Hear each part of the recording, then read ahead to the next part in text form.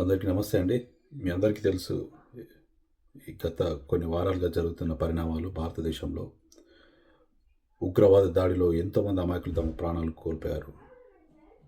ఎంతోమంది అసువులు బాసారు. ఎంతోమంది తమ మాంగళ్యాన్ని కోల్పోయారు. అది ఎంతో హృదయ విదారకం. దానికి ధీటుగా మళ్ళీ ఒక వారం రోజుల్లోనే ఆ ఉగ్రవాదులకు బుద్ధి చెప్పే విధంగా భారత సైన్యం తీసుకున్న ఆపరేషన్ సింధూర్ నిన్న ఎంతటి సాహసం చేసింది.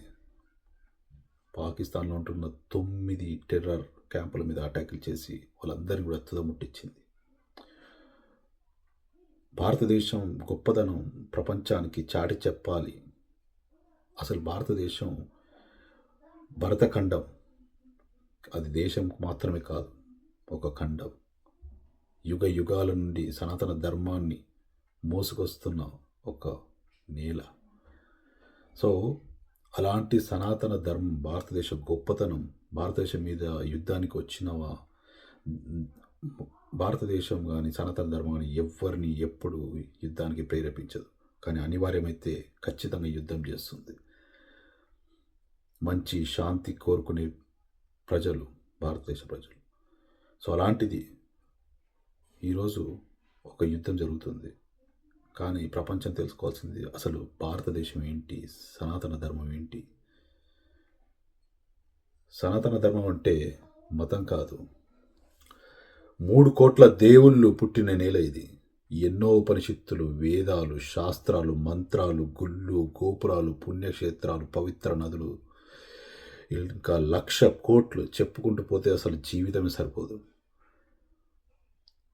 రామాయణంలో నీతి, మహాభారతంలో ధర్మం, భగవద్గీత నేర్పిన మానవ నడవడిక, భాగవతం, ఒకటి కాదు రెండు కాదు కోట్ల పురాణాలు, యుగ యుగాలుగా వస్తున్న కోట్ల పురాణాలు అన్నీ కూడా ఈ నేలలో నిక్షిప్తమై శక్తి పీఠాలుగా ఎప్పుడు పరిభ్రమిస్తూ పరిరక్షిస్తూ కాపలా కాస్తూ ఉంటుంది.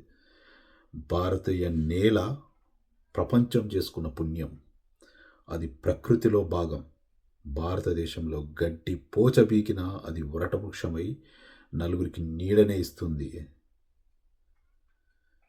ప్రపంచంలో అన్ని మతాలు, అన్ని ధర్మాలు హైందవ సనాతన ధర్మానికి పూసే ఆకులు మాత్రమే. కాలక్రమేణా వెండిపోతాయి, రాలిపోతాయి. కానీ సనాతన ధర్మం మాత్రం వటవృక్షం, ఎప్పటికీ భూమిలోనే పాతుకుపోయి ఉంటుంది. దాని వేర్లు ప్రపంచమంతా పాకి ఉంది. ఆ మహావృక్షం చెట్టు నీడలో సేద తీరు, పండ్లు తిను, పూల సుగంధాల పరిమళాలు అనుభవించు. కానీ దాన్ని ముట్టుకోవాలనే ఆలోచన వచ్చినా పుట్టగతులు ఉండవు. ఇది సత్యం, చరిత్ర చెప్పిన నిజం. ఏ దేశమైనా భారతదేశ మూలాలే దానికి ఆగిపట్టు.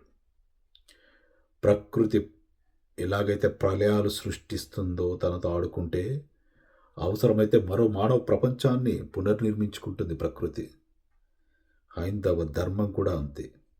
ప్రకృతిలో ఎప్పటికప్పుడు మళ్ళీ పుడుతుంది, అవసరమైతే పడగొడుతుంది, మళ్ళీ అంకురిస్తుంది, దాని ఉనికి చూపుతుంది. అది అది హైందవ ధర్మం గొప్పతనం. ఒకటే చెప్తున్నాను, భారతదేశం నీడనిస్తుంది. ఎన్ని మతాల వాళ్ళు, ఎన్ని ప్రపంచంలో ఏ మూల నుంచి వచ్చినా వాళ్ళని దరికి చేర్చుకుంటుంది.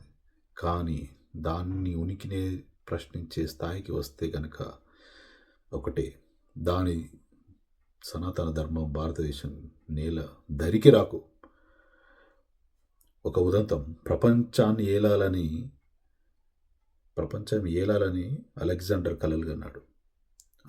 ఎన్నో దేశాలను తను వశపరుచుకున్నాడు.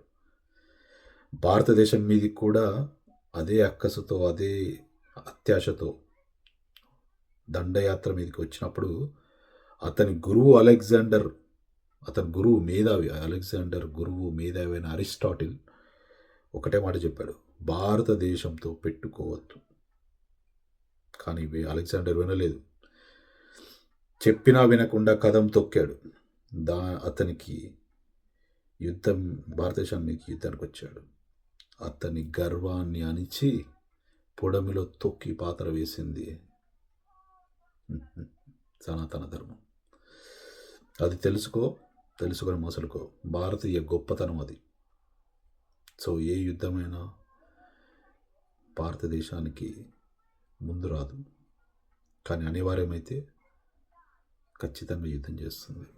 అది కూడా శాంతి నెలకొల్పడానికి, ప్రపంచ మానవ మనుగడ సుఖశాంతులతో ఉండడానికి మాత్రమే, లోక కళ్యాణానికి మాత్రమే. ఇదే సనాతన ధర్మం గొప్పతనం. జై హింద్, జై భారత్.